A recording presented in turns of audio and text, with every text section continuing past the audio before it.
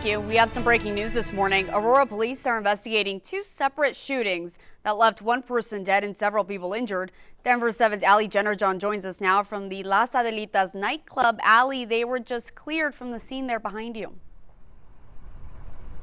Yeah, Veronica, good morning. That scene is now cleared, so we have been able to kind of step up here and check out things a little bit. Police just left. We stepped up and we found this car just behind us where you can see a bullet went through, and we were speaking with some people that own this taco truck just behind this car. They said that the shots came from the side of the street. That would be your right side on the screen. They said that when they heard that, they ran and hid inside their food truck, and that their son actually is the one that came over to the man that was injured and took him to the hospital. One other man was shot and he died here on scene. The coroner has been here at the scene and has removed the body. So we are working to learn more about both of those victims. We know the one that is injured and in the hospital currently has multiple gunshot wounds. He's a 34-year-old man. We don't know anything else about that other victim.